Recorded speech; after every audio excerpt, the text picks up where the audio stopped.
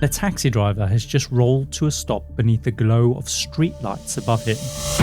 Inside, the driver is slumped forward, his shirt is covered in blood, and he has been shot in the head. So this is what, at night time? 3 teenagers watch in shock as they witness the passenger of that taxi cab, with a seemingly eerie calm, wipe down the cab of any prints. He then tore away a piece of the driver's shirt, folded it neatly, and then slipped it in his pocket before slipping away into the darkness. Adam, not only did the cops come face to face with the mysterious passenger, they actually spoke to him twice. What? But the cops thought that they were looking for a black man, and so Adam, the Zodiac Killer, was able to slip away undetected. But Adam, to this day, we have never caught him.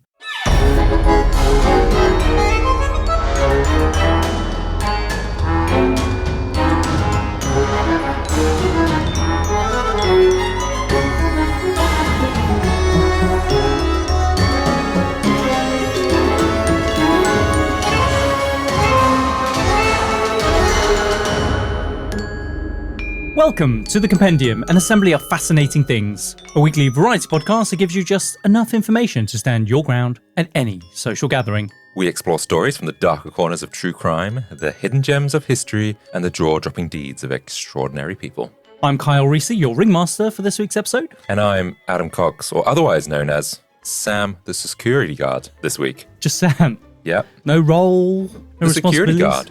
Yeah, but come on, you could be like... He's really boring. No one wants to speak to Sam. Yeah, I'm like that guy that you see at work that you're like, oh, please don't see me, please don't see me. You're like, oh, I've got to make conversation. Yeah, that's Sam, the security guard. Oh, you're one of them. Yeah. I'm like that with you. I wake up in the morning, I go make some coffee, and you're getting up, and I'm like, oh, please don't see me, please don't see me. I'm like, oh, Adam, hi! Oh, okay. Shit, he's seen me.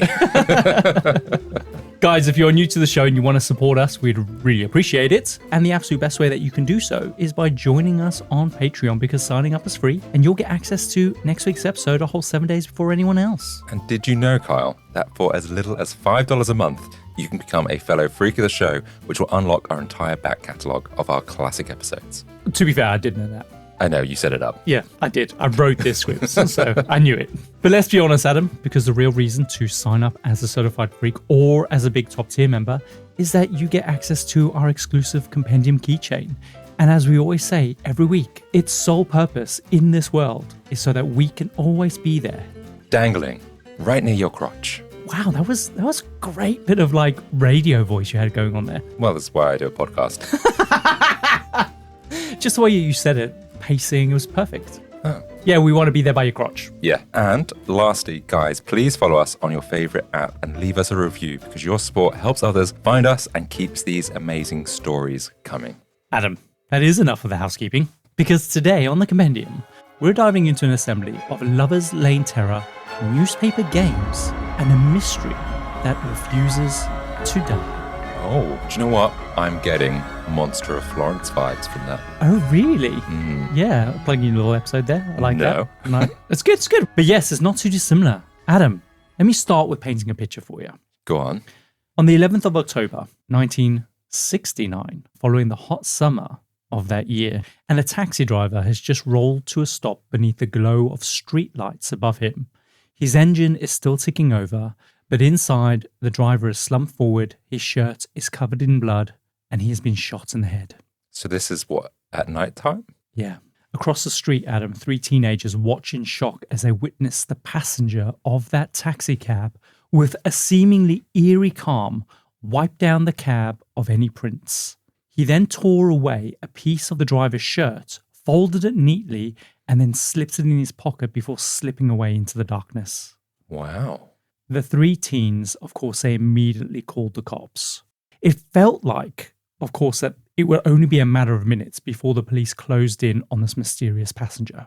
But dispatch officers were working off wrong information, something that if they hadn't gotten wrong, would have led them to one of the most infamous serial killers in American history right there and then. Instead, not only did the cops come face to face with the mysterious passenger, they actually spoke to him twice. What? But the cops thought that they were looking for a black man, And so, Adam, the Zodiac Killer was able to slip away undetected. That's right, Adam. Today on the Compendium, I'm going to be telling the story of the infamous Zodiac Killer. Ah, the legend that is the Zodiac Killer. What do you know about him? Well, actually, I'm pretty sure he did come up in the Monster of Florence episodes because there was a theory that maybe the two were connected based on when the crimes in Italy were carried out and when the crimes of the Zodiac Killer were carried out. Or when they had stopped, right? Because there was a moment of like pause, There was a wasn't gap, for the Monster of Florence. I don't think it is proven, but it's just one of those wild theories out there. But I guess what I know of the Zodiac Killer is he was this notorious killer, targeted couples, and didn't he like send a lot of notes to the police? And yeah, that's what he's famous for. And his ciphers, which gave him his name, right? Yeah. But he has popped up in another episode we've done. Do you remember? Or was it my episode? No, it was one of mine. Then no, I don't remember. That's so rude! The Chowchilla episode. Oh, really? Because infamously, in one of the Zodiac Killer's cryptic letters, he threatened to target a busload of kids. And of course, people just assumed that it was the Zodiac following through with his promise. Oh. Very scary. But yeah, Adam, the story is an absolute true crime staple. So it's a little bit embarrassing that we haven't really covered it up to this point. But for those of you who don't know, just to add to what Adam had said, the Zodiac Killer was this infamous serial killer who operated in the Northern California region between 1968 and 1974. Now, how he was operating is up for debate because whether or not he was killing people in that time is different. But we had communication with him and he was on our radar during this period of time. And Adam, in total, do you know how many people he killed? No, I mean, he's kind of like this legend, but is it because of all the media about him, or is it because he was a massive killer? So he is confirmed to have killed 5 people, which is a lot of people, but still, it's quite surprising to me that it wasn't a lot more considering his infamy. Yeah. But his infamy doesn't really come down to the people that he killed. It's about how he operated, his MO, his shifting MO, but also how he taunted the police. And also, I guess these might be the deaths that we're aware of. Yes. But Adam, to this day, we have never caught him. So this is a true crime case that has endured and haunted true crime enthusiasts for more than 50 years. And honestly, it comes down to the conundrum at the heart of the story, because throughout his reign of terror, the Zodiac didn't just kill, he taunted the police through a series of letters and cryptic ciphers, which promised would reveal his identity if anyone managed to crack them. Interesting. But across the entire time that he was active, only one of those ciphers has ever been solved. And in it, he had lied. He did not reveal who he actually was. And so, the identity may be locked away in the other 3 mysterious ciphers? Who knows? And so we haven't cracked the code of those others then? Not in the telling of this story, no. Okay. But has anyone? We will get to it. Okay. And even though the Zodiac Killer has been credited with a total of 5 murders, he was eager to convince investigators that he had killed many, many more, possibly as many as 33 people. Was that a lie as well? Because, Adam, no other bodies ever turned up. There were murders reported, but the Zodiac's propensity to mix up his MO to such a degree made it almost impossible for investigators to definitively establish if he was in fact responsible for those murders. But also amazingly, some of his victims, they did manage to survive. And even more terrifyingly though, Adam, their descriptions of what he did were even more horrifying than what our mind would let us to imagine that he did. But then, Adam, just like that, the Zodiac disappeared, never to be heard of again. And so 50 years later, his identity is still just a complete mystery to us. And he's probably dead at this point, right? Got to be. And this is what's the interesting part. From the year 2000 to right up even today, they are still getting tips about who he may be. And it's largely from family members who think their dad could have been the Zodiac Killer, or their uncle, or someone that they knew or they went to school with. So the question is, Adam, what happened to him? Where did he go? Why did his reign of terror just suddenly stop? And all that remained in the eerie silence were the 3 remaining ciphers promising to reveal his true identity. Yeah, I'm really intrigued to find out about these ciphers. Like, how were they cracked, or how was one cracked in the first place? Because all I can think of is, I don't know, like a Sudoku puzzle. Adam, imagine a giant Sudoku puzzle. That's what they look like, pretty much. Yeah, we'll go through it in a little more detail. But Adam, Today in the compendium, I'm going to tell you about the Zodiac Killer, one of America's most frightening murderers. I'll tell you about his reign of terror, his known victims, and some of his speculated victims too. We will also explore how he taunted the police and the media through his cryptic ciphers and letters. And maybe, just maybe, we might solve this. Do you know what? I'm feeling good today. So we just might. Can you imagine? Okay, let's see. Give me the suspects and I'll tell you who it is. Okay, so let's get started by not going back straight to the beginning, but we're going back to where he first comes onto our radar. Because Adam, on the 20th of December 1968 in Vallejo, California, two Hogan High students, 16-year-old Betty Lou Jensen and 17-year-old David Faraday, were heading out on their first date together. David was instantly captivated, and so he decided to shoot his shot, and he asked Betty Lou to be his date to the Hogan High Christmas concert. I'm getting very, very 60s vibes. Yeah. Do you know what I mean? Mm-hmm. Betty, of course, she bashfully agrees. And so, eager to impress, David negotiated terms with his mother to let him borrow her car. On the night of the concert, David picked Betty up at her house around about 4 p.m. But Adam, that night, neither of them were in any rush to actually go to the concert because they were never intending to go in the first place. Oh, they're going to go to make-out point. Exactly. This was just something basically that they just told their parents, right? And so when David went to go pick up Betty, they first headed over to Betty's friend where they hung out for a few hours. After 8 p.m., the pair of them left, likely making their way to a local restaurant where they had something to eat and maybe got to know each other a little bit. Eventually, though, at 10:15 p.m., David pulled his mum's vehicle into a remote gravel turnout just off Lake Herman Road. This was basically a popular haunt for high school kids, locally known as Lover's Lane. So as you can probably guess, Betty and David weren't intending to catch up on their homework. No. They were looking to get to second base, Adam. I know, this is 2 weeks in, right? What is second base? It's more than kissing. Okay. Is it like under the shirt touching or over the shirt touching? I think it might be under the shirt touching. Okay. I always But get not really in the confused. pant touching. I don't think it's that far. Okay. It's really confusing. I don't know. It is. It's very American, isn't it? Yeah, we don't have baseball here. I know basically first base and the last base. What you do in between is up to you. Doesn't matter. Adam, just after 11 p.m. that night, local resident Stella Borges drove past the turnout and noticed the car's headlight was illuminating the surrounding area. She noticed that the passenger door to the car was wide open and she could see a figure slumped over the driver's seat. 30 feet from the car, she could also make out a body of a young woman laying on the ground.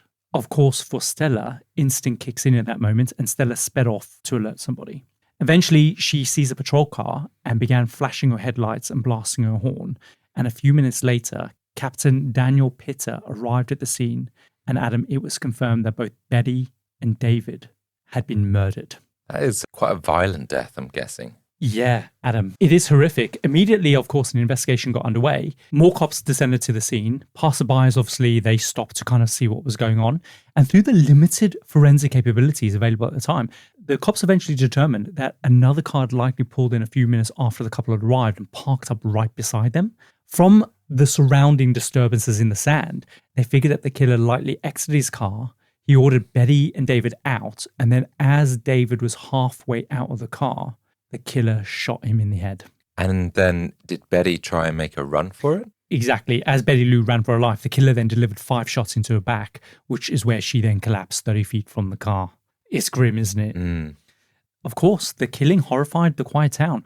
But in the end, with very little evidence to go on, this was dubbed a random thrill kill. Like, how is that even a thing? It's almost like giving it a hall pass, right? I guess maybe what I can understand from that is it doesn't sound like it was premeditated. This Yes. couple wasn't targeted specifically. It was random in that sense. Or opportunist, I guess, maybe. But Adam, this wasn't random. This was only the start because 6 months later on the 4th of July 1969, just before midnight, 22-year-old married mother of one, Darlene Ferrin, parked a car at Blue Rock Springs. Again, another favorite meetup spot for couples. And so naturally, Darlene isn't alone, right? Who's she with? Well, not her husband, put it that way. Oh, so she's doing a little something on the side. Mm-hmm. Instead, in the passenger seat was her 19-year-old friend, Michael Magoo. Magoo. Hey, this is a serious story. Don't smile. It's a great name. But 19, so both, again, very young. I guess tends to be very young couples that go to these points, right? Exactly. Oh, God. So what happened? Well, there is a lot of debate whether or not anything sexual was going on between them anyway, based on Darlene's other extramarital encounters. Also, there's an assumption. So she was cheating on her husband, and it's assumed this was perhaps what was happening. Yeah, and I think it's safe to say that they probably were. I even get the impression from some of the deep dives that I've listened to that they were probably in the process of breaking up at this point. Oh, okay. In some of Michael's testimony, like entire songs would go by and they would just be sitting in silence. So they were having a difficult conversation. Mm-hmm. So they were clearly more than friends in my estimation. But Adam, as they sat there, Darlene and Michael noticed a vehicle pull up alongside them. This was strange, but also really uncomfortable. Like, this is a big parking area, right? With plenty of space. Like, people come here for privacy. And so for a second, their immediate thought was that maybe this was the cops. It's a safe assumption, right? We've been in that situation. Please don't tell that story again. Again, have we told it before? I'm pretty sure, yeah. Okay, long story short, me and Adam, we went dogging. No, we didn't. We did not. We went to go check it out. We went to see if actually it was a dogging spot, And but we the didn't police want to showed partake. Yeah. But the police showed up and we got scared. And my car wouldn't start. Yeah. And the trouble is when you want to start the car, you got to turn the engine on, and then the headlights come on, and then the engine failed to tick over, and then had to turn the engine off, which made it look like You were flashing your lights. Exactly. And they were like, likely story, guys. That all happened. It's all true. And so this car's pulled up. They think it's just the cops. But just as they were about to compose themselves, the car slowly pulled away and then drove off. 10 minutes later, though, Adam, the same car returned and once again parked up right beside them again. Darlene and Michael then watched the man exit his car. He flicked on a flashlight and started to make his way towards the passenger side. This time, they are convinced this is the cops. And so almost by instinct, Darlene and Michael, they start rummaging around for their identification. Mm-hmm. But then, through the glare of the flashlight, Michael notices the man holding a 9mm Luger, and he is pointing it directly at him. And just as he was beginning to comprehend what he was seeing, the man fired several rounds, which blasted through the passenger window, traveled right through Michael like he is shot from top to bottom. One of the bullets goes through his face, embeds into Darlene. Oh my God. And kills her. But the way that you said this, did he survive, Michael? Someone's clearly survived, haven't they? Yeah, because there was obviously a level of detail there that I don't think we would Exactly. know. Now, the man walked back to his car. As he was about to get into his car, Michael let out a deep, agonizing moan. This was the man's signal to then return, and when he did, he fired 2 more shots into Darlene and Michael. The silence was then his cue to finally leave. So yeah, it's grim, isn't it? Yeah. Let's find out what happened, shall we? Because at 12:40 a.m., a dispatch officer at the Vallejo Police Department, a woman called Nancy, receives a call from a man with a gravelly voice saying that he wanted to report a double murder. So it's a bloody grim moment, but Nancy's routine mindset instantly kicks in, right? She was about to ask for more details about where it was until she heard the man say he was the one who shot them, and he had done so with a 9mm Luger. The voice obviously now had her full attention, and he told her that if they traveled 1 mile east on Columbus Parkway to the public park, they would find a couple of kids in a brown car. Just as Nancy was about to ask for more details, the man interjected saying, "I also killed those kids last year." And then before hanging up, the gravelly voiced man tauntingly said, "Goodbye." Really? And he hung up the phone. So this is the first time he's called it in. And why? It's awful, isn't it? So the cops immediately trace the call. They find the phone box. The story of how they do this is incredible. They track it to a particular area, and because the phone is left off the hook, right? What they have is this cop just driving down the road going, "Can you hear me?" And then the dispatcher on the other end is listening out to see if they can hear a voice, and that's how they find the phone box. How long does that take? Yeah, doesn't take them very long because it's not that far from the police station. But the interesting detail is that payphone was just 500 meters from where Darlene actually lived. So the question is that a coincidence? Did the man know who Darlene was? Yeah, either that or he's been perhaps watching. Or yeah, it's a weird coincidence if not. Adam, after the officers arrived at the scene, both Michael and Darlene, they are still alive. They are, however, in critical condition. Remember, Michael's been shot in the face. Yeah, and like they've been shot several times as well. Both of them are, of course, sent by ambulance to the nearby hospital, but Adam, upon arrival, Darlene is pronounced dead. Amazingly, though, Michael does manage to survive. And so this is how we know so much detail about the events of that night. Immediately, of course, following the attack, the story is all over the front pages of the newspapers. Michael's testimony was harrowing, but the cops' detail about the eerie phone call, how the killer just brazenly took responsibility for this attack, and the murders carried out the previous year just made this story now even more terrifying. It wasn't just a thrill kill, right? This is someone going off targeting people. Yeah. And so for a short time, this attack dominates all the front pages. But as the month went on, the police hadn't made any progress. It was simply down to the lack of motive and the seemingly randomness of this attack that didn't leave much for them to work with. Yeah, because I guess we've got this guy who witnesses that have seen him rub down his fingerprints or whatever in the car. So he's clearly very careful about what he leaves and what he decides to tell the police. Yes. But yeah, at the moment, this just seems so random. Yeah. And so, of course, over that course of a month, the story starts slowly disappearing from the news, which I think is about to tell us something very interesting about the killer. Because, Adam, on the 31st of July, 1969, just 3 weeks later, 3 individual letters arrive at the Vallejo Times-Herald, the San Francisco Chronicle, and the San Francisco Examiner. The letters are all handwritten. They're not 100% identical, but they're largely the same in terms of premise.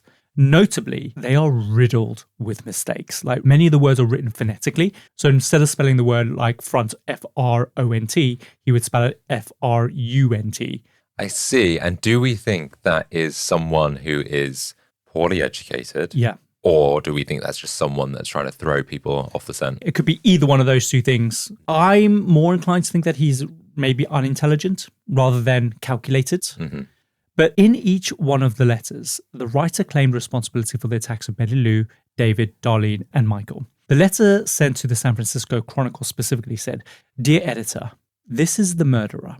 Like I've always said, I am crack-proof. Ask the Vallejo cop about my 9mm. Print this cipher on the front page of Friday afternoon, August the 1st, or I will go on a kill rampage Friday night. I will cruise around killing people who are alone and then move on to kill again until I end up with a dozen people over the weekend. Proof? Blue Rock Springs victim was shot with a Super X 9mm. Each letter then, Adam, then contained 1/3 of a 408 symbol cipher, which the murderer claimed would reveal his identity if anyone successfully cracked it. And then all 3 letters were signed with a symbol of a single circle with crosshairs. Yeah, like a target almost. So these 3 letters, we know that they're same handwriting. We know that there's spelling mistakes, whether deliberate or not. And then this cipher. As a newspaper, are you printing these? I mean, this is obviously great for publicity. If anything, this is great marketing. You've got 3... Marketing! Yeah, you've got 3 different ciphers. They're going to 3 different newspapers. And it's almost like collect every newspaper, and then you've got them all. That's quite interesting because looking at these ciphers, they're almost like hieroglyphics in a way. Yeah, it's like very blocky, aren't they? Yeah, it's like a word search, one for each newspaper. Some of them look like letters, some look like symbols. And so, yeah, like if you've got the Rosetta Stone equivalent, you could start to work out what this meant perhaps. But so did they print these ciphers? Well, the editors contact the police who advised them not to publish them because, of course, they are part of an active investigation and they felt that these might actually be a hoax. I mean, yeah, we don't know for sure. But like, as a paper, that's not what you want to hear, right? It's exactly as you just said. Sure, they did the responsible thing by alerting the cops, but the last thing they want to hear is not to print them. Were they like, oops, as it's like printing in the background? Keep them going, boys. But also, what if the writer's threat of going on a kill rampage was real, right? So it's kind of like a conundrum. Like, if we don't do this, what if he does go and kill all these people? Yeah. But then I guess the Zodiac Killer, he hasn't referred to himself as that yet, right? No, not yet. So just this target or the killer. Is he wanting just the general public to see or try and work out who he is? Almost like this giant big game or of cat and mouse, right? Exactly. So do any of the newspapers print? In the end, the Examiner, they decide to publish the letter, but not the cipher. Oh, okay. The Vallejo Times-Herald and the Chronicle, they do print it, but it wasn't until the 2nd of August. And also wasn't on the front page either. So you get in the sense that this guy is very much someone who likes the attention. you can imagine this is something that's going to piss him off, right? Yeah, because he thinks like, why are people not taking notice of this? But then looking at these ciphers, this looks like it's a giant riddle. So it makes me think he's not poorly uneducated. He must be using that as a front. But Adam, alongside the cipher that the Chronicle print is a quote from the police chief, a guy called Jack E. Stilts, saying that he is not satisfied that the letter was written by the murderer and requested that the writer send definitive proof. Okay. So they are trying to essentially engage with him, which I think is smart in a way. Yeah, better that he's writing than killing. Yes. Like clockwork, on the 4th of August, the Examiner, the paper who chose not to publish the portion of their cipher, received another letter. And it said, "Dear editor, this is the Zodiac speaking." Oh, so he's named himself now. Yeah, he's named himself. What a loser. This letter is basically criticizing the paper for not publishing the cipher, saying, "I gave you fair warning, and I had to do what I said I would, kill a dozen over the weekend."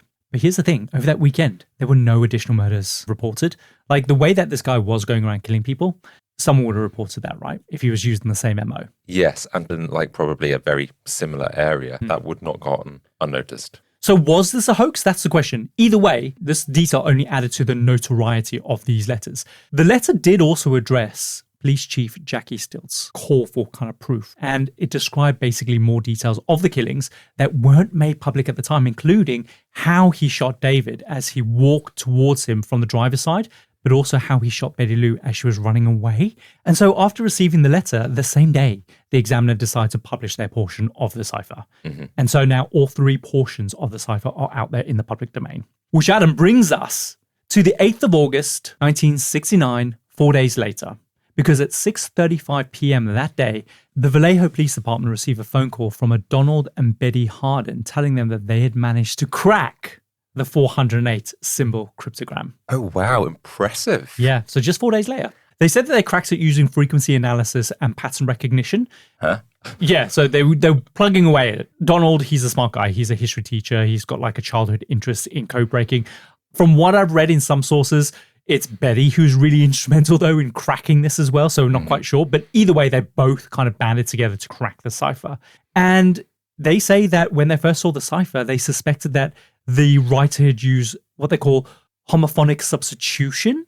And this is where you use multiple symbols to represent the same letter, which helps to hide frequency. So, for example, one symbol could be used to represent both the letter K and W, which makes it harder to solve words that contain double letters like E's or O's. Do you know what I mean? So if you wanted to spell the word wow, you could use W and then, I don't know, a triangle for an O and then an owl for another W. Or more like if you were trying to write the word book, you might use like one symbol for the B, one symbol for the first O, and then a different symbol for the second O. So you hide the fact that there is a double letter there. I'm pretty sure that's what I said. There's no double letter in wow. 2 W's.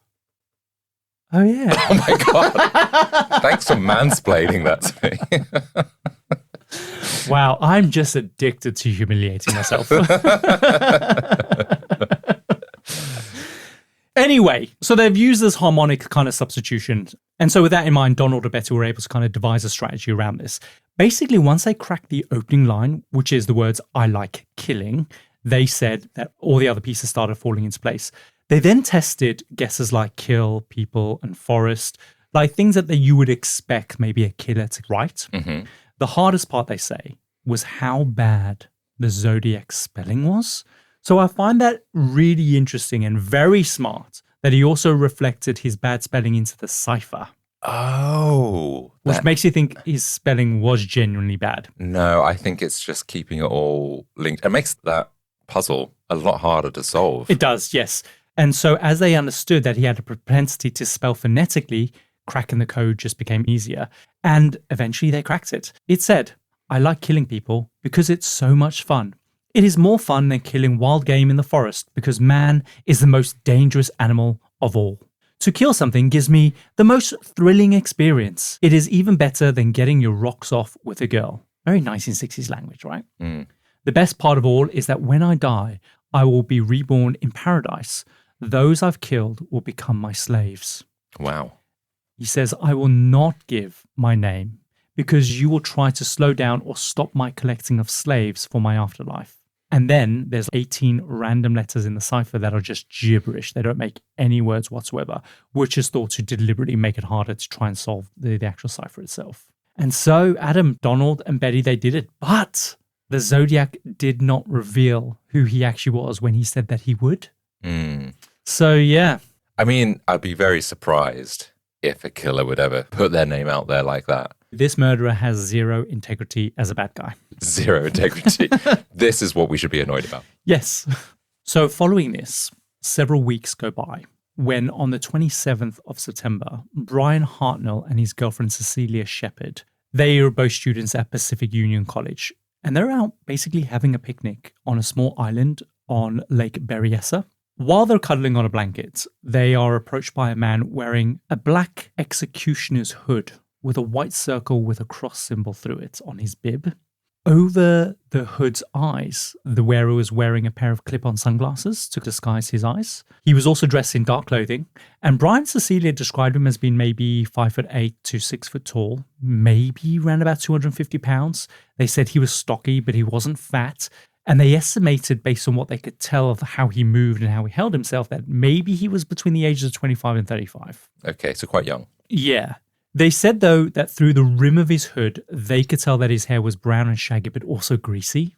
As he approached them, they said he was carrying a gun, but also a 10-inch bayonet-style knife. It's like a hunting military knife. Mm-hmm. Then, in a calm, monotone voice, he told them both that he was an escaped convict from Deer Lodge in Montana, where he had killed a prison guard and then stolen his car, and now he needed money to escape to Mexico. Okay. He then proceeded to pull out a couple of lengths of plastic clothesline cord and then ordered Cecilia to tie Brian up. As he was about to tie Cecilia up, he noticed that she had tied Brian up far too loosely, and so he's a little bit pissed. I'm not sure this is intentional. It sounds like it would be a smart move. Yeah, I think that's probably what she would have done. I would have done the same thing. Yeah, or she could just be really shit at knots. I'm going to say that she probably wants her and her boyfriend to try and survive. Survive, exactly. Either way, the man then tightens up a cord and then he ties Cecilia up. Adam, as soon as he is finished, he begins repeatedly stabbing them both.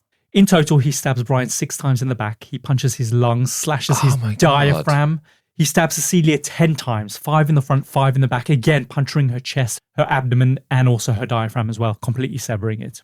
Then, as they both lay dying on the ground, the Zodiac then hikes up to the main road where he then drew the Zodiac cross symbol on Brian's car using a marker pen. Underneath that, he then wrote Vallejo 12/20/68. Underneath that, he wrote 7/4/69. And then underneath that, he wrote September 27, 69, 6:30 by knife. So he's just literally said time of the kill or murder. Yeah. Giving them all these clues. So the 12/20/68 is the date of the Lake Herman Road where he murdered Betty Lou and David. That's the coordinates for that place. The 7/4/69 is the Blue Rock Spring shooting for Darlene and Michael. And then September 27, 69. 6:30 by knife is referring to, of course, this latest attack at Lake Berryessa. Wow, what a messed up guy. Isn't it wild? He seems so keen for people to know that this is his work, doesn't he?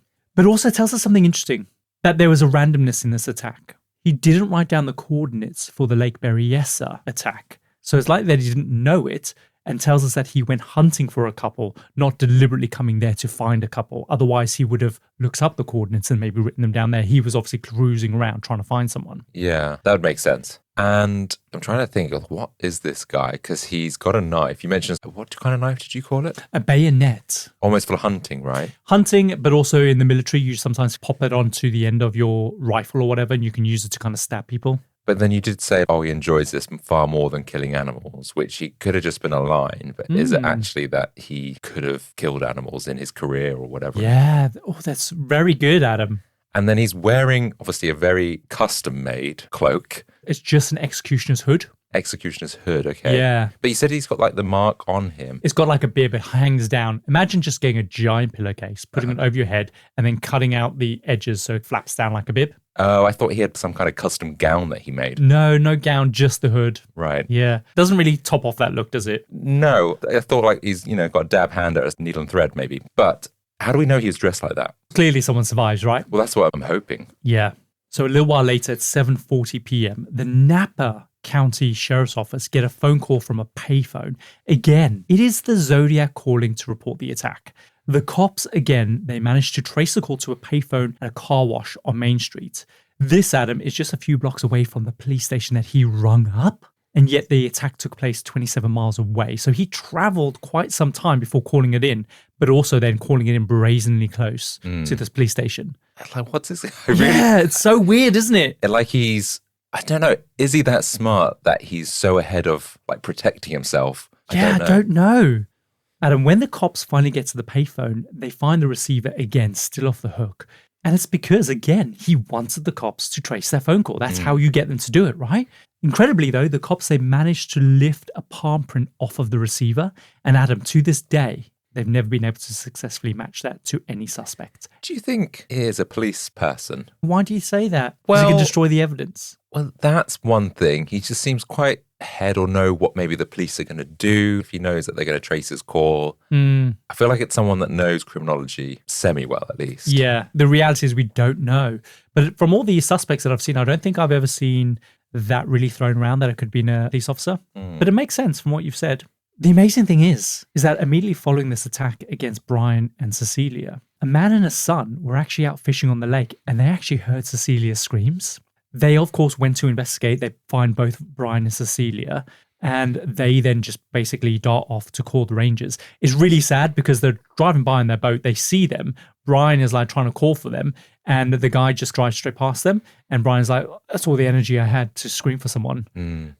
But the guy did see him. He was just going straight off to call someone. Yeah. So luckily he came back. When the emergency services get there, Celia is still conscious.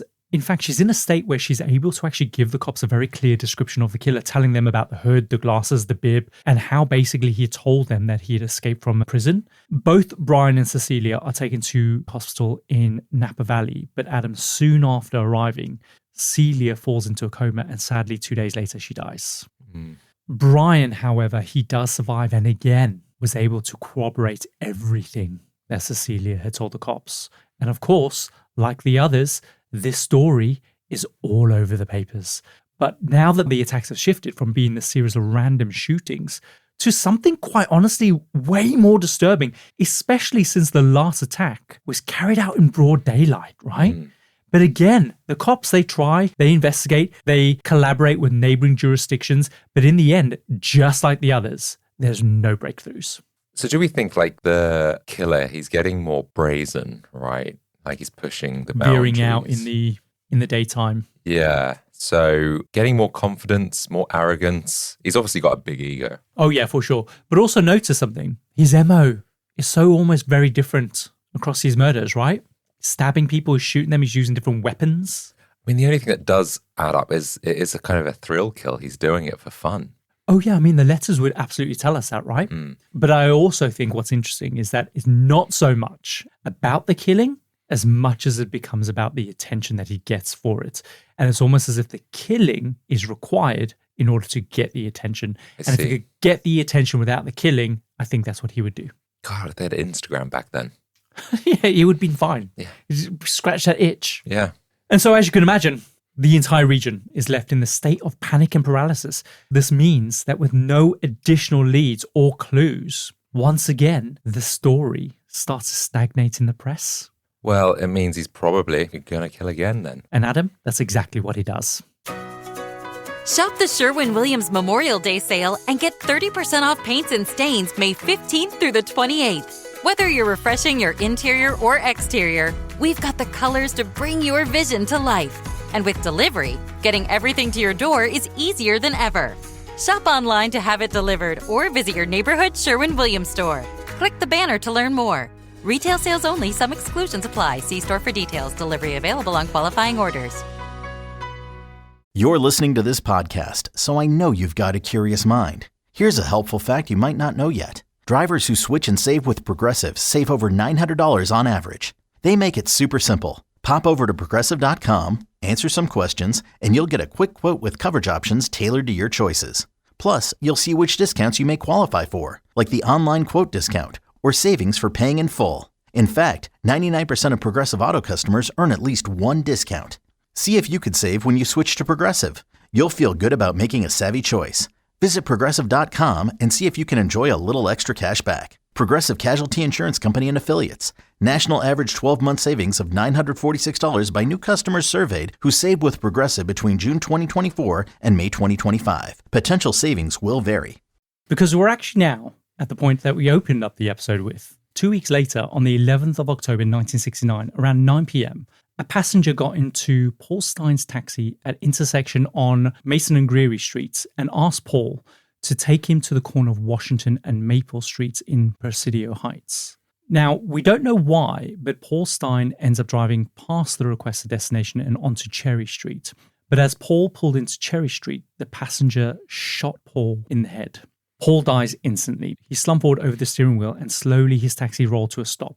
The passenger then proceeds to take Paul's wallet, his keys. He wiped down the inside of the taxi of any prints, and then just as he was about to get out, the passenger then tore off a section of Paul's shirt. He folded it up neatly and placed it into his pockets before then disappearing into the night.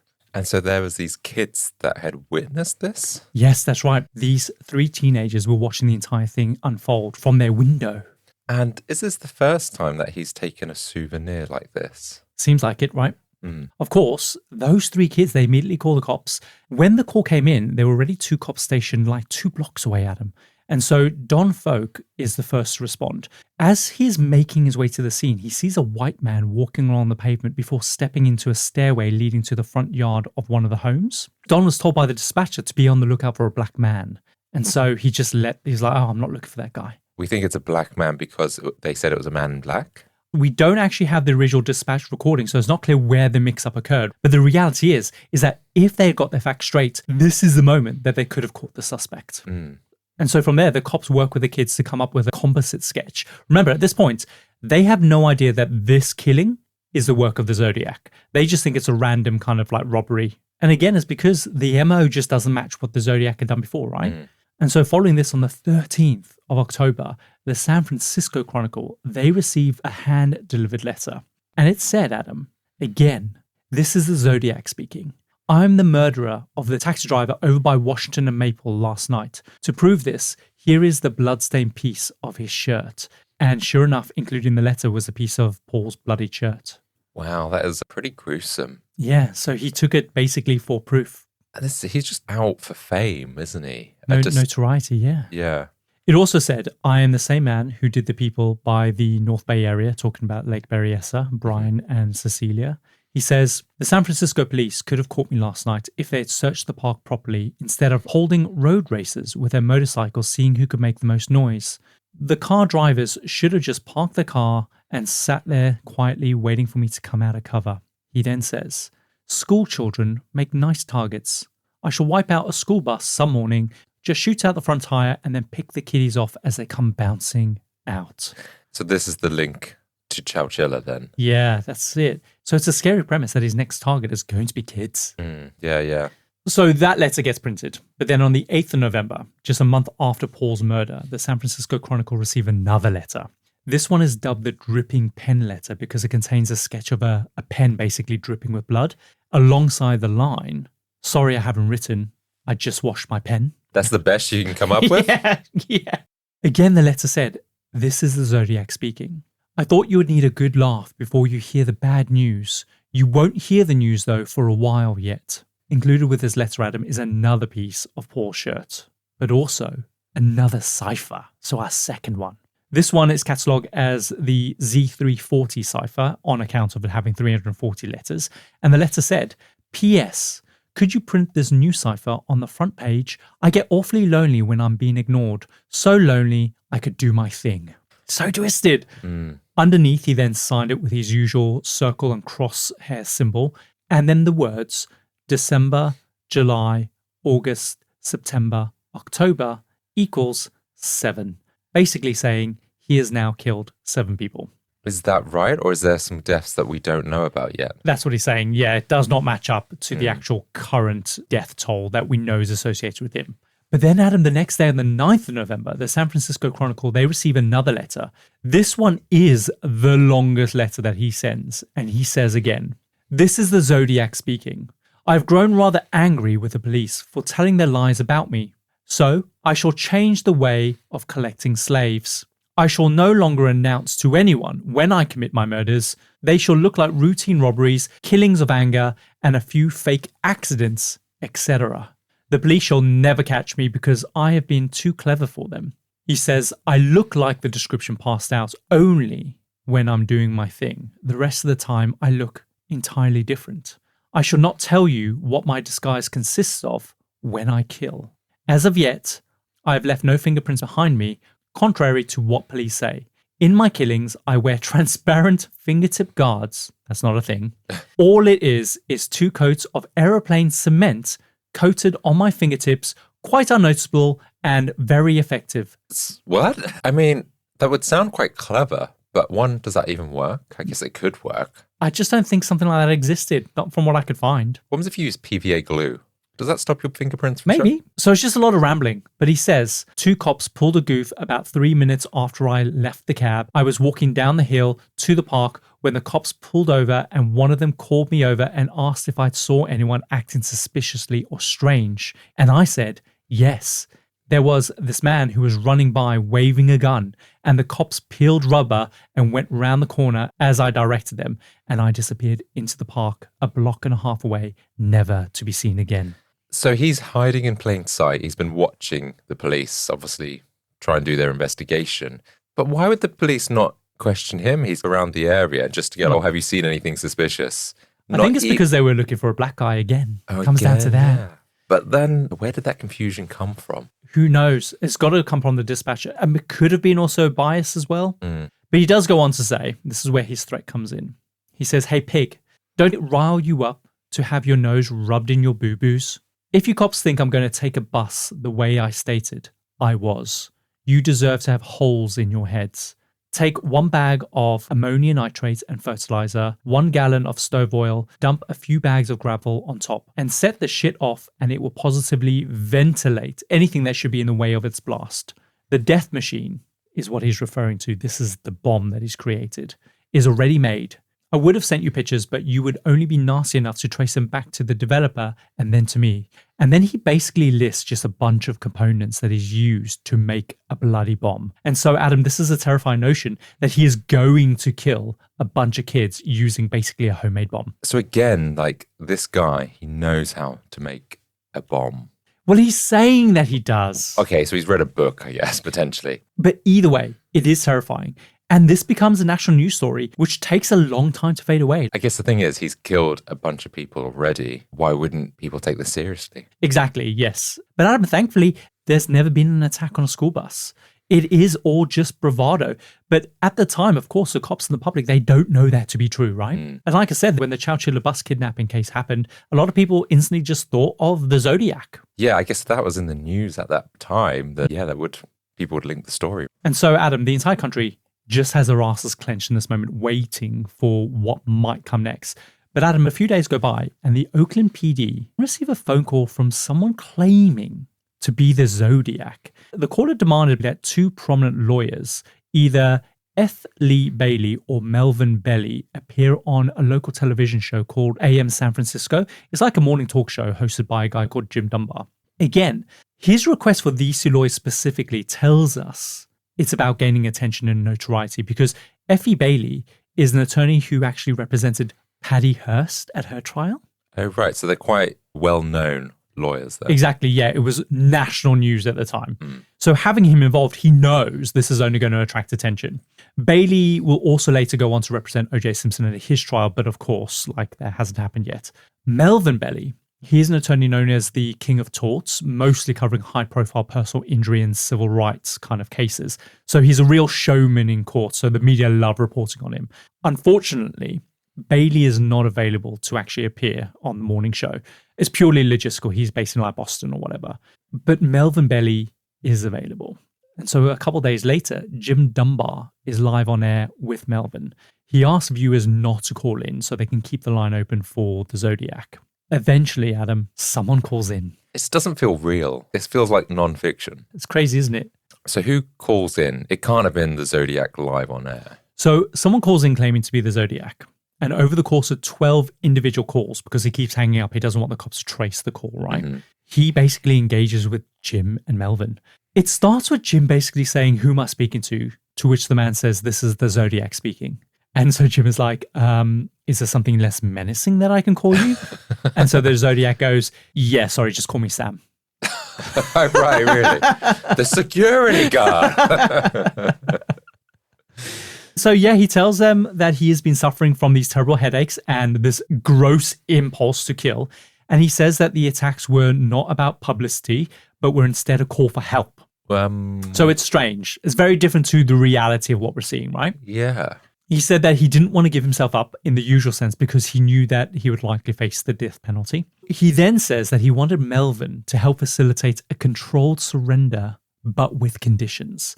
And he wanted Melvin to go to the San Francisco district attorney to get them to promise to not seek the death penalty in exchange for him giving himself up. And he even agreed to meet up with Melvin privately in order to negotiate this face-to-face. I don't buy this. Why don't you buy it?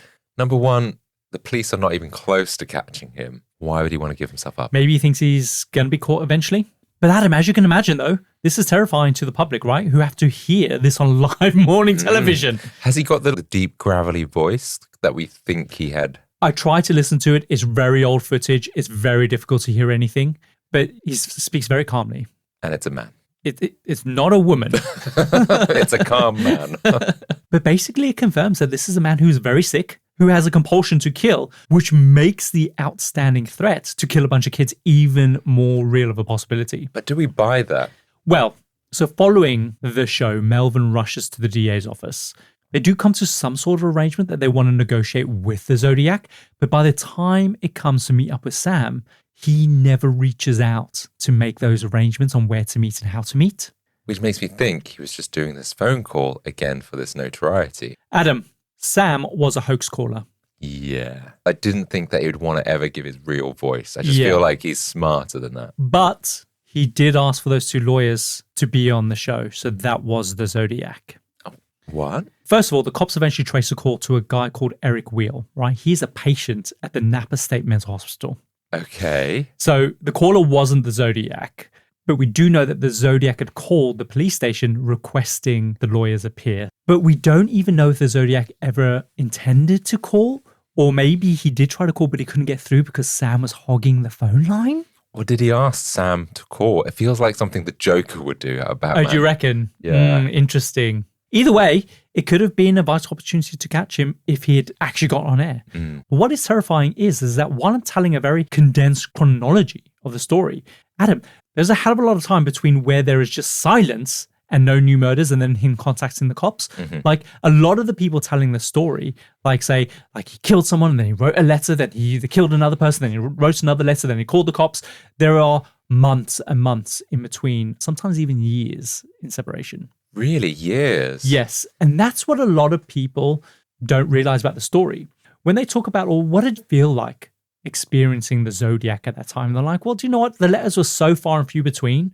And also, there were so many empty threats. He said he was going to kill this person. He said he killed 12 people. He said he killed 33 people, but no bodies turned up. People just stopped taking him seriously. I guess there's this panic for a couple of weeks and then, it dies down. So I didn't know that because the killer, he's a bit weary about making any more kills. He can be quite brazen initially because it's all within a short space of time, but then he has to be more careful. I think it's about the notoriety and the attention. I think the killing is secondary, which is why what we're going to find out is that he's so willing to claim responsibilities for other murders. Oh, I see. Yeah. And it makes it difficult to pinpoint whether or not he's responsible for those because his MO changes so much. It's so different from murder to murder. So we just don't know. It's bizarre. And so 3 months go by and nothing happens. And people are just like, when's he going to kill these kids? That was until the 22nd of March, 1970, when Kathleen Johns, she's 7 months pregnant with a 10-month-old daughter. And she is driving to visit her mother in Petaluma. At some point during her journey, a car edges up behind her and starts honking his horn and flashing his headlights, trying to get her to pull over. When she does, a man gets out and says to her that her right rear wheel was wobbling and he offers to tighten up the lugs. Okay. Amazingly, Kathleen is like, oh my God, thank you so much. You're so kind. Like, I'd be like, no, thank you. I guess that's the thing now. These days, we're so skeptical. But think of everything that's happened. I know it's been 3 months, but still think of everything that's happened up to this point. Surely she's seen the news. Yeah, true. But I don't know. I guess maybe there's this thing of, well, it's not going to happen to me, is it? Yes, true. When he is done, she gets back into her car, and just as she drives off, the wheel immediately falls off. Oh, so he loosened it. He loosened up the lugs rather than tighten them up. The man then offers to drive her to the nearest petrol station. Again! Kathleen is like, oh my God, that would be amazing, thank you. Yeah. No, I'd be like, no, you don't take me anywhere. Yeah, exactly. You said you were going to help. You did a bad job. Yes. So she gets in, they start driving. Remember, she's 7 months pregnant and she's got a 10-month-old with her as well. Mm-hmm. As they're driving, the man drives past a petrol station. He does not stop. Kathleen is like, why didn't you stop? And the man just changes the subject. And so she's now quietly panicking. And so she realizes she has to do something. So she's thinking on her feet. And as the car pulls up to an intersection, Kathleen immediately jumps out. No easy feat. Remember, she's 7 months pregnant and she's got a 10-month-old with her, right? It's also pitch black. And so she runs into an adjacent field. She ducks down really low and she's creeping through the field to try and kind of throw him off. Meanwhile, the man gets out, he grabs his flashlight and he starts looking for her. Mm-hmm. He's yelling, telling her that he's not going to hurt her. Of course, Kathleen, she is staying perfectly still at this moment. I imagine her with her hand firmly over that bloody kid's mouth. Mm. Then, like after 15 minutes, he gives up and he drives off. When it is safe to come out, Kathleen then flags down a car, which is fucking scary because what if that's the same guy coming back, right? Yeah, you don't know who to trust at this point. Luckily, it's not him. The guy drives her to a police station in Patterson, and while she's giving her statement, she spots the composite sketch of the Zodiac, and she is like, that's the guy who did this. Wow. Creepy as fuck. Even creepier, Adam, is that when the cops go to recover Kathleen's car, it's been set on fire. So we can be quite confident now that composite sketch is the Zodiac Killer? Yeah, there's been 2 composite sketches, one from the 3 teenagers and one from Brian. Okay, so they look similar then. Yeah. Wow, she is lucky. Well done on her. What would you do if your online store converted 36% more shoppers? You could take 36% more vacation. Another pina colada? Yes, please. Open a new retail location with 36% more square feet. Fantastic. Hire 36% more help. You're hired and you're hired. Shopify has the world's best converting checkout, up to 36% better than other e-commerce platforms. What you do with those extra sales is up to you. Switch to Shopify today at shopify.com/listen and get a $1 trial. Shopify.com/listen. Shop the Sherwin-Williams Memorial Day sale and get 30% off paints and stains May 15th through the 28th. Whether you're refreshing your interior or exterior, we've got the colors to bring your vision to life. And with delivery, getting everything to your door is easier than ever. Shop online to have it delivered or visit your neighborhood Sherwin-Williams store. Click the banner to learn more. Retail sales only. Some exclusions apply. See store for details. Delivery available on qualifying orders. So Adam, about a month after this, on the 20th of April 1970, the San Francisco Chronicle get another letter, but also another cipher. This is the shortest letter that he sends. And the letter says, this is a Zodiac speaking. Have you cracked the last cipher I sent you? ? My name is ... And then there's a 13-character cipher underneath, which again promises to reveal his name. So if you crack that clue, you can then crack that. But again, do we really believe that if you did crack it, that's what it would say? If it is, we know that there's 13 characters in his name. But then he has also included row characters in some of the other ciphers. Yeah. In the one that was cracked. Yeah, we just can't believe this guy. 8 days following this, though, on the 28th of April, the Chronicle get another letter. And this time he is very upset because his last letter about the bomb threat that he made, the death machine, didn't get the media attention that he wanted. And he says, if you don't want me to have this blast, you must do 2 things. Number 1, tell everyone about the bus bomb with all the details. Number 2, I would like to see some nice Zodiac buttons wandering around town. What, he wants people wearing his symbol? Yes. Everyone else has these buttons like peace, black power, Melvin eats blubber, etc. Well, it would cheer me up considerably if I saw a lot of people wearing my button. Please, no nasty ones like Melvin's, because Melvin's is like Melvin eats blubber. Thank you, is how he ends the letter. That is so weird. Does anyone wear his button? No! Well, I just wonder if there's some weird people that kind of worship him and be like, oh yeah, I don't know. I don't think that they do. But yeah, it's wild, isn't it? Mm. On the 26th of June, the San Francisco Chronicle received another letter and another cipher. This is his final cipher. And again, this one has never been cracked. This one is known as the map code because it apparently details where he's planted that bomb. And again, the letter starts in the usual way. This is the Zodiac speaking. I've become very upset with the people of San Francisco Bay Area. They have not complied with my wishes for them to wear some nice Zodiac buttons. He's obsessed with these buttons. I promised to punish them if they did not comply by annihilating a school bus of kids. But now school is out for the summer, and so I punished them in another way. I shot a man sitting in a parked car with a 38mm. Did he? Well, nobody turned up. You would see that, right? That would be reported. Yeah. Even if it's an abandoned car, days later, whatever, nothing ever turned up. Yeah. Then underneath the letter, he wrote the number 12, indicating that he'd now killed 12 people. And then he says, the map coupled with the code will tell you where the bomb is set. You have until next fall to dig it up, implying that's when it's going to explode. I promise you now, no bomber is going to survive out there in the wilderness buried in the dirt until next fall. I know, that feels like, that's never going to happen. No. And I think the cops probably see through that. And again, you can get the sense that now, like every time we get a letter, we're rolling our eyes. A little bit. To begin with, it felt like, oh God, like very on edge. Exactly. Very scared. But now I'm like, what is this guy's deal? Exactly. This is how the public are now receiving these as well. They're just like, it's more of a spectacle rather than like, oh my God, he's going to kill some kids, right? But he is now saying that he has killed 12 people. Like I said, there's been no reports of additional murders that have surfaced. Maybe he'd killed them. Maybe he hid their bodies. It doesn't seem to be how he operates. And so, Adam, over the next few months, leading up to October, there are a few more letters. Again, people are a little bit bored by them now. It's difficult to know if they're all from him or now they're just other people sending them in as hoaxes. But they all largely echo the same sentiment that he was now angry that nobody was wearing his Zodiac buttons. And I just think that people just found that really funny, that like his ego is bruised. So they're writing hoax letters in as well. Really? Oh, I see. Yeah. And I guess like the police can link all these letters up. Like they know they're all coming from the same person, then they can rule out some of the hoaxes. Yeah, largely they can. In total, across his entire reign, he sends 60 letters. We believe that he is responsible for 18, maybe 20 of those. The ones that we spoke about are definitively from him.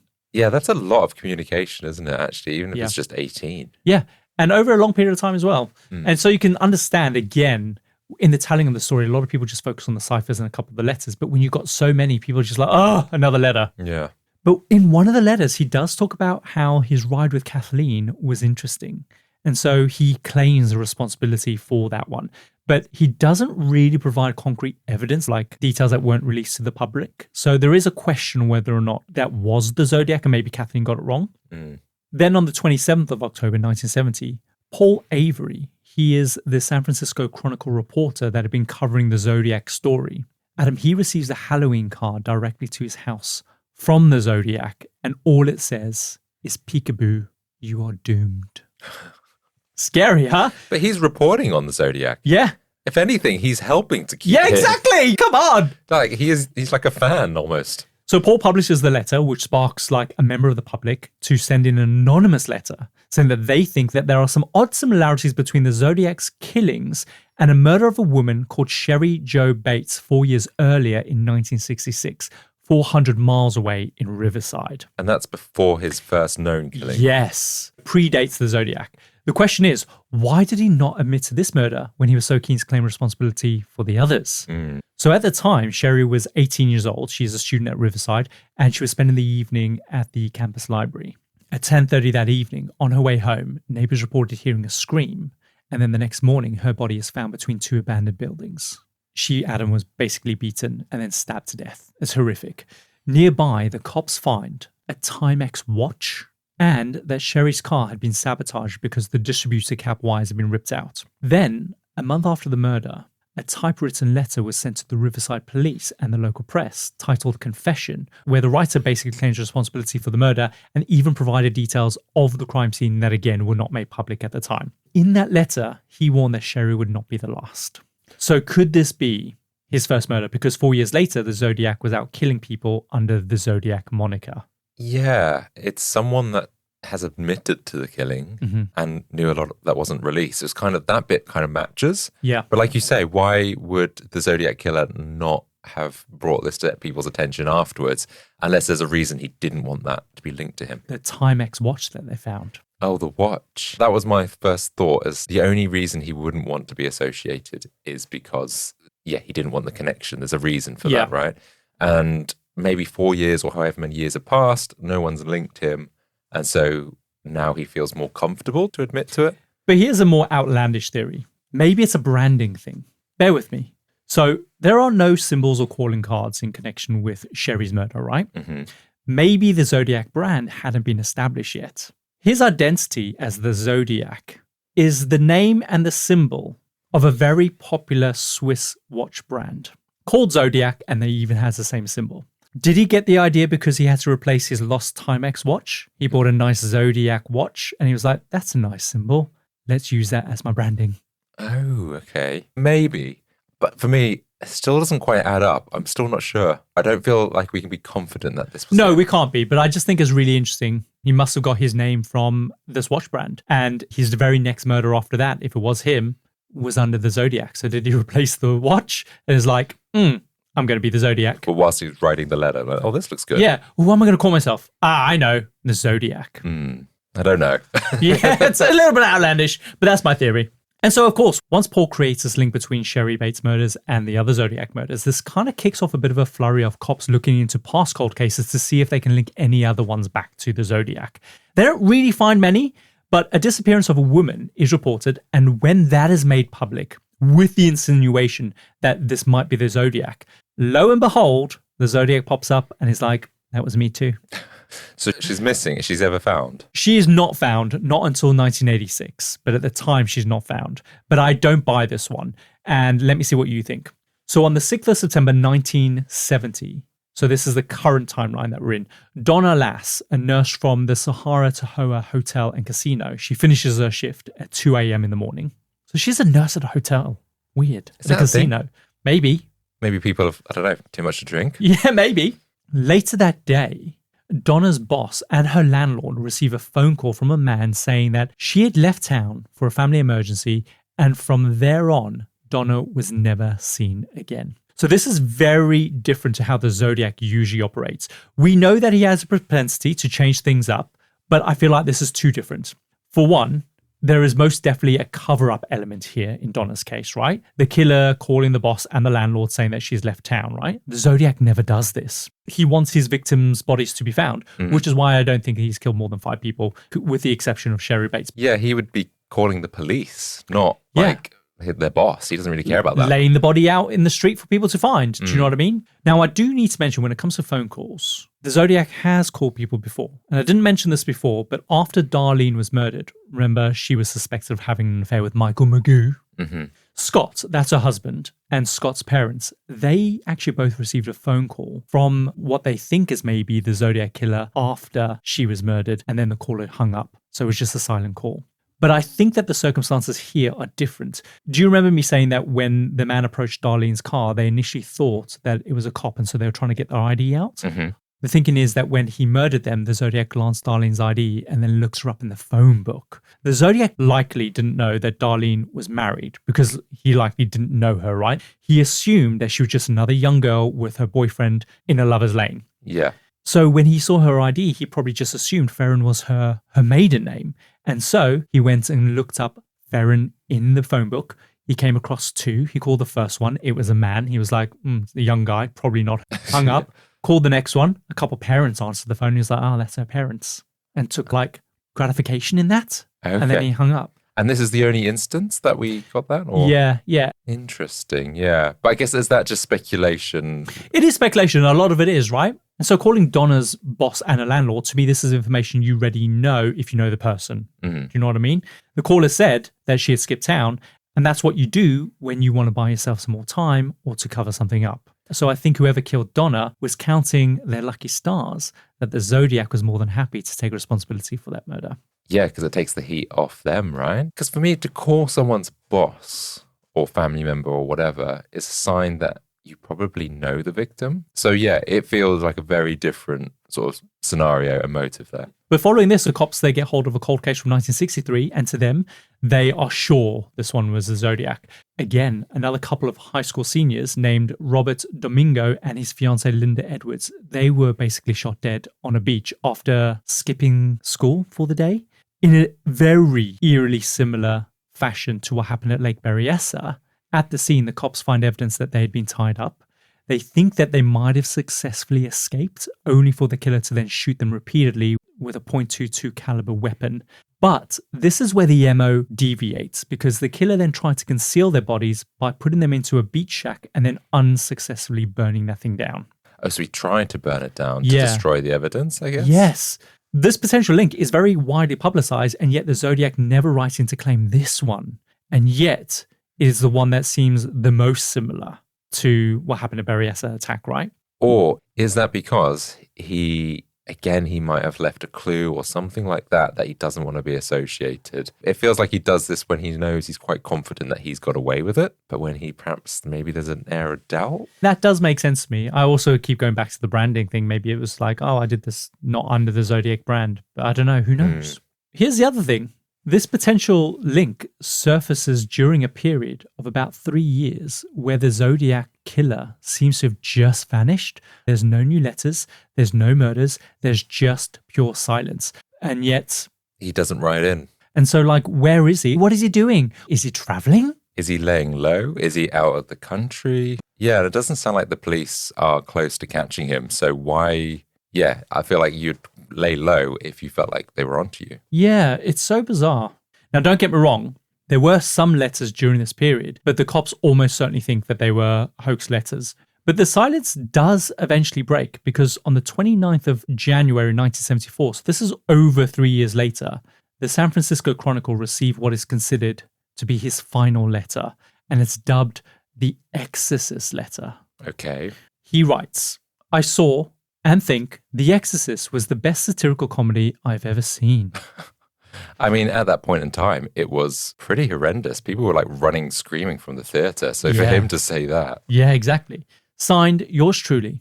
He then writes, he's so bad at writing. Why sign yours truly in the middle of a letter? Oh. He then writes, "He plunged himself into the billowy wave, and then an echo arose from the suicide grave. Tit willow, tit willow, tit willow." What? This is a quote from an opera called The Mikado, and people think that this is the Zodiac hinting at his name, essentially. Because in that same song, there is a line that goes on to say, "Now I feel just as sure my name isn't Willow." And so he doesn't write that in the letter, but people think that he is hinting to his identity, because in the original song, it's a few lines down. Mm-hmm. What it means, Adam, is that nobody knows. So a whole pile of nothing. Yeah. He then finishes his letter with, "P.S. If I do not see this note in your paper, I will do something nasty, which you know I'm capable of doing." Yes, but you also talk like a good game. Maybe that's not the right phrasing, but yeah. He's just bullshit. Nothing else happens after this. This is his last letter. And then he draws a few symbols which look meaningless. Like some people think like if you rearrange it, it spells out the word "to kill." Then under this, he writes, "Me, 37, San Francisco Police Department, 0. Implying he's now killed 37 people, and that the San Francisco Police Department have caught 0 Zodiacs. I see. His last letter was claiming like 12 to 13 people, and 4 years later, it's now jumped massively up to 37 people. But where are they? Unless he's visited other countries, and he was, in fact, the Monster of Florence, even though there was different memos there, and it's not the same at all.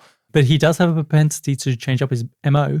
That's true. In the proven ones. Because in The Monster of Florence, it was very much couples that were going to Lover's Lane, but he would mutilate the female victim, which he doesn't really do. He just kills and then writes a letter. Which makes you think it's not about the killing. Killing is secondary to the attention. Yeah, that was clearly ritualistic, and he would lay bodies out in a certain way. It feels different, but I can understand why people did draw parallels because of the periods and time, or they're both targeting couples. But again, there is no evidence that he killed any more than 5 people. And I think for him, like I said, killing was secondary, a means or a vehicle for him to play games with the cops and the public. And so, like I said, this is considered to be his final proven letter. In total, between 1968 and 1974, around 60 letters were received, but only 18, maybe 20, are considered genuine.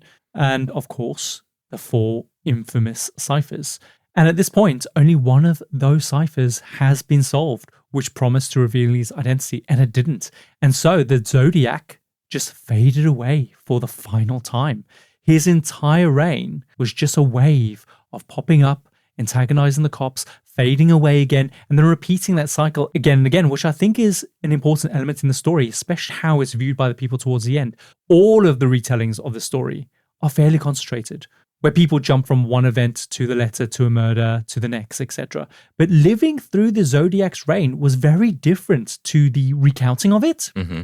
The reality was months or years of silence and uncertainty, rumor, half-baked credulous threats, which did dull the fear and make it less of an urgent threat to people that were living through this. Yeah. Sure, like the early killings were terrifying, but they were all relatively condensed. But following this, especially towards the end, the general feeling was that this guy was just full of shit.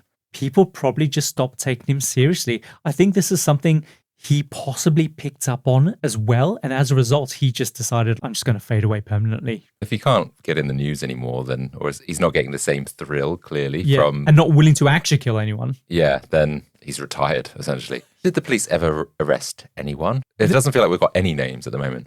The police investigated more than 2,500 people. That's a lot. Yeah. Even today, the cops receive roughly 50 to 100 new tips every single year. Even today. And I guess most of them are just rubbish, but they have to look into them. Yeah. Out of these, like, there have only ever been roughly half a dozen credible suspects.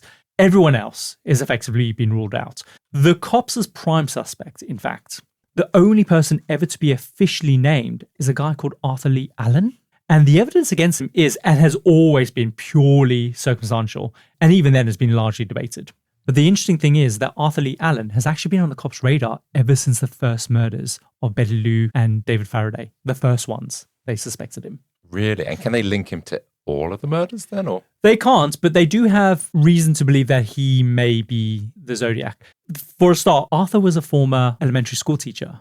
He ended up being sacked, though, when he was charged and convicted of molesting a string of young boys between 1971 and 1974 after luring them back to his trailer. After his conviction in 1974, that aligns perfectly with when the letters stopped being received. And so he went to prison? Yeah. Interesting. Well, yeah, that could be a reason. But obviously it seems like there's enough doubt to say it wasn't him as well. Yeah, the biggest one is Arthur was a teacher and the Zodiac was very bad at spelling. But then again, you've got that flip side of, was he trying to be very clever with it? I think it was all part of the plan. It's also known that Arthur owned a Zodiac watch. But again, so did a lot of people probably, right? It's a big Swiss brand. Yeah. Arthur also owned a .22 caliber gun, which we know was what was used at a couple of the attacks. Social testimony from people who knew Arthur did speak about how he boasted about having a fantasy of shooting people at night and how he explained that he would do it by taping a flashlight to a gun in a very eerily similar fashion to what the Zodiac did. But of course, this testimony is discounted because ultimately it's hearsay, essentially. They can't prove it. It could be used as character evidence, but still they need a concrete evidence to tie him to the murders before they can use that, right? Mm-hmm.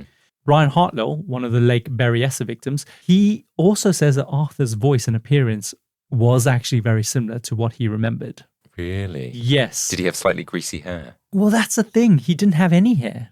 Oh. So I don't understand where that comes from. Could have wore a wig, but... He may have had at the time, but still, I just didn't really understand. Michael Magoo was uncertain about the voice, but he does pick Arthur out of a lineup. But then I guess that could be anything, like he's like the most like the person. Doesn't mean to say that he is the person. Exactly. However, the evidence that really discounts Arthur was, of course, the palm print that the cops lift from the phone receiver, but also ballistic evidence that they pick up just never matched his height and his stature and his weight and stuff like that. So, yeah. As well as that, though, handwriting analysis carried out that never matched any of Arthur's handwriting as well, which I think would be pretty big evidence. But then can you not, like, fake that? I think you can, but he's written so many letters that maybe one or two would slip up. I don't know. So because of the absence of any concrete evidence, the cops were never able to officially arrest him. But in 1992, Arthur ends up dying from a heart attack. And so the cops are able to get clearance to search his house, where they managed to pick up a DNA sample from his saliva using some old envelopes and some stamps. That DNA did not match. And I think that would be pretty concrete. Oh, so they were able to get DNA traces of the killer then? Maybe from the handprint, because it was still wet with sweat. Yeah. But also looking at pictures of Arthur and looking at pictures of the Zodiac, like the composite sketches, they just do not match. They look nothing like each other. Arthur has a much fuller face, whereas the sketches of the Zodiac has got more of a heart-shaped kind of pointed face. So it doesn't surprise me that he was discounted based on that. The Zodiac, in all the composite sketches, he's wearing reading glasses. I didn't see any photos of Arthur wearing reading glasses. Oh, okay. So I don't know. And honestly, out of everyone the cops investigate, it's pretty wild that Arthur was the only suspect that they ever really focused on, and yet the DNA definitively ruled him out. And yet there's no one else, no one that came close? There are a few that come a lot later on, but what this means is that in 1990, the Zodiac case was officially closed. But it doesn't end there, because in 2007, a guy named Dennis Kaufman came forward claiming that his stepfather, Jack Terrence, may have been the Zodiac after he found an executioner-style hood amongst his belongings. Now, I'm not sure how common that is. I imagine it's more common, but like for someone at least to have another one of those. However, DNA sampling completely rules him out. Another potential suspect came to light after a dodgy lawyer named Robert Tharbox. Dodgy because he was disbarred by California Supreme Court in 1975 for failing to pass on damages to clients and stuff like that. But Robert says that in 1972, a merchant marrier, so someone who works on like in the Navy or on cruise ships and stuff like that, he walked into his office and confessed that he was a Zodiac. But when the cops went to seek more details, Robert changes his mind about telling the cops anything, stating that it would breach attorney-client privilege. But like, this is 2009 and he has since been disbarred. You're no longer a lawyer, so what does it matter? Okay, then yeah, I'd like calm down. Yeah.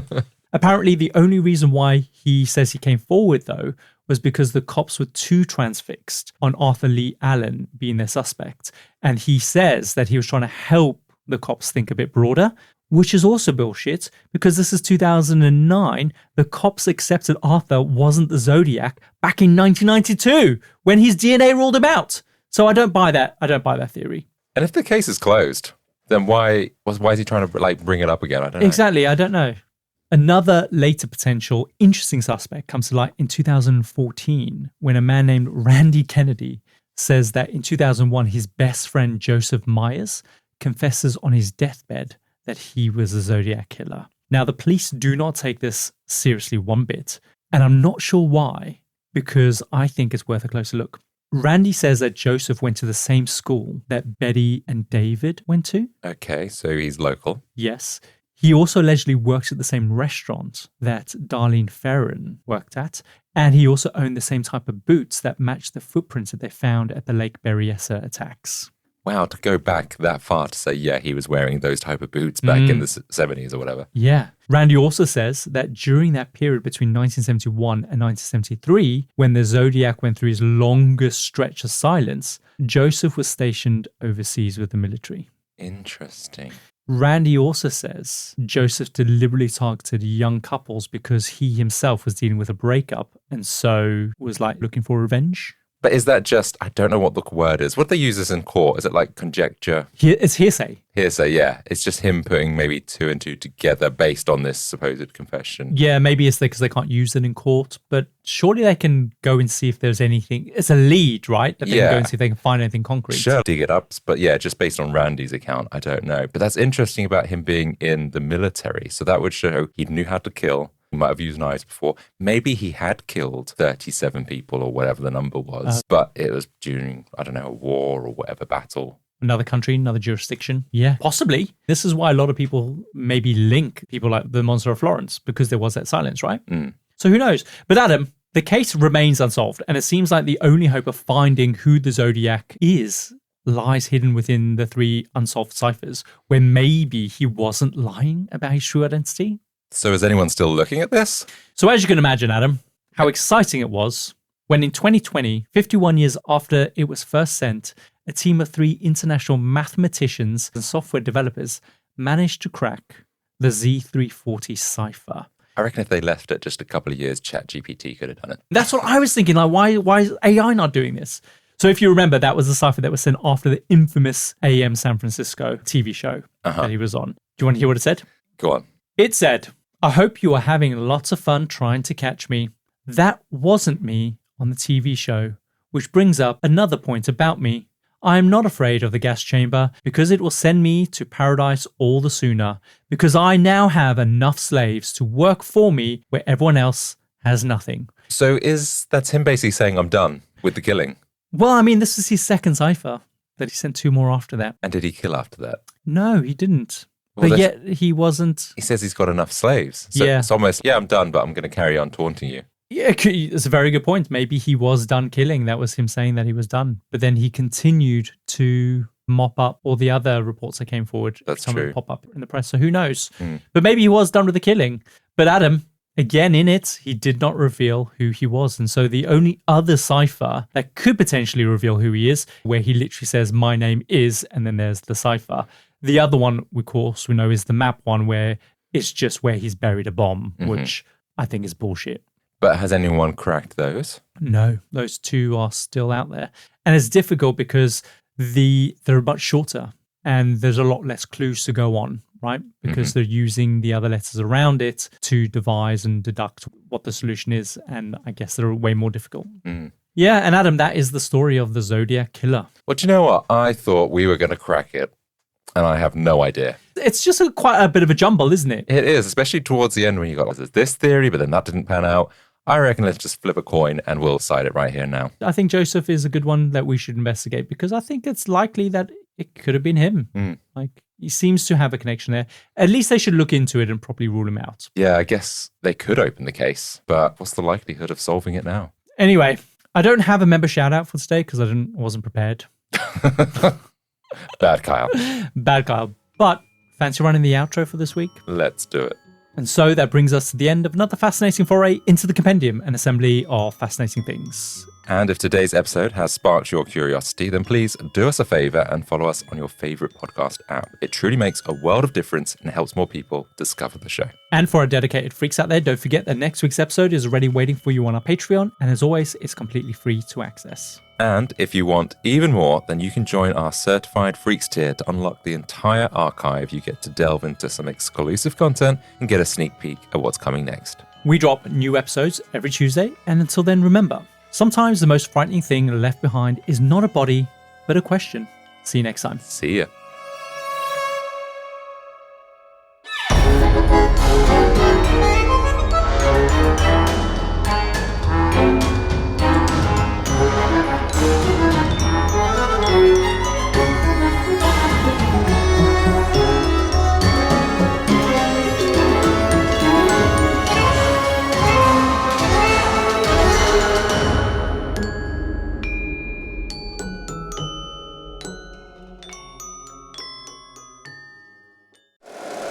If you like the show, please take a moment to rate, review, and subscribe. It really does help the show to grow. Thank you for listening.